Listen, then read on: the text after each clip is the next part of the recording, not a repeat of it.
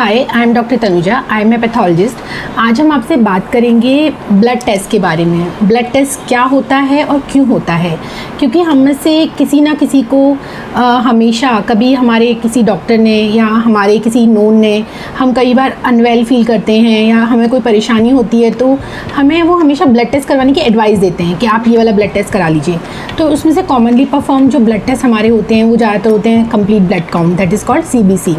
एक हमारा शुगर का टेस्ट जो ब्लड ग्लूकोज लेवल को हमारी बॉडी में मेज़र करता है वो होता है। थायराइड का टेस्ट होता है।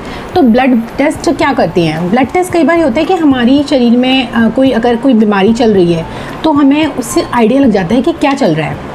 ब्लड टेस्ट से बीमारी से बचने में भी हमें फ़ायदा करते हैं कि अगर हम जल्दी से करा लेते हैं तो वो चीज़ ज़्यादा सीरियस होने से पहले ही हमें पता चल जाती है।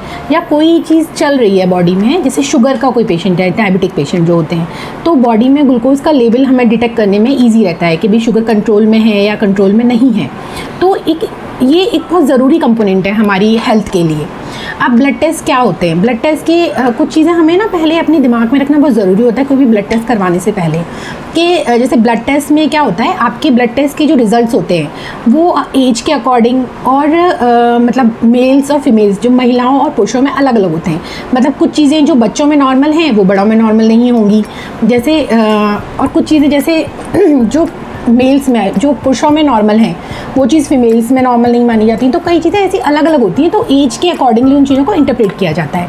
फिर हो गया जैसे कि हमारे ब्लड टेस्ट के पॉजिटिव रिजल्ट्स होते हैं, नेगेटिव रिजल्ट्स भी होते हैं। तो कुछ चीज़ें जैसे मान लीजिए मलेरिया हो गया, डेंगू की जांच हो गई या टाइफाइड की जांच हो गई, तो पॉजिटिव का मतलब है कि आपकी बॉडी में उस चीज़ के वायरस मौजूद हैं, और नेगेटिव का मतलब है कि आपकी वो रिज़ल्ट अच्छी है।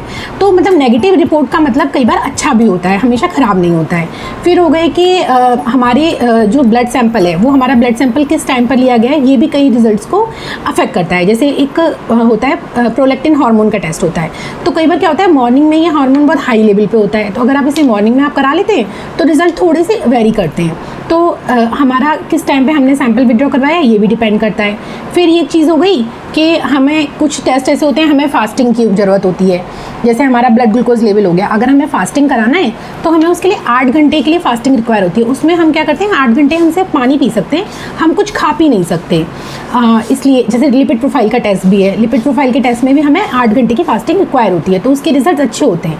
अदरवाइज़ हम कुछ खा लेते हैं, तो जैसे हमने चीनी कुछ मीठा खा लिया तो हम ब्लड ग्लूकोज का टेस्ट कराएंगे तो हमारा ब्लड ग्लूकोज बढ़ा हुआ आएगा, या हमने कुछ चिकनाई खा ली तो हमारा लिपिड प्रोफाइल का टेस्ट बढ़ा हुआ आएगा, तो वो हमारे रिजल्ट सही नहीं होंगे।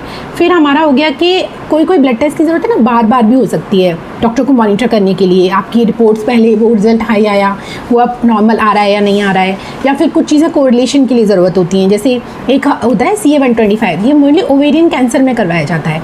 बट कई बार क्या होता है, अगर पीरियड्स, जैसे फीमेल्स में पीरियड्स के टाइम पे अगर ये टेस्ट हो तो रिजल्ट बढ़े हुए आते हैं, तो डॉक्टर को कई बार ज़रूरत पड़ सकती है उसको कोरिलेट करने के लिए कि टेस्ट को रिपीट करवाएं, या फिर कई बार अल्ट्रासोनोग्राफी से भी उसको कोरिलेट किया जा सकता है।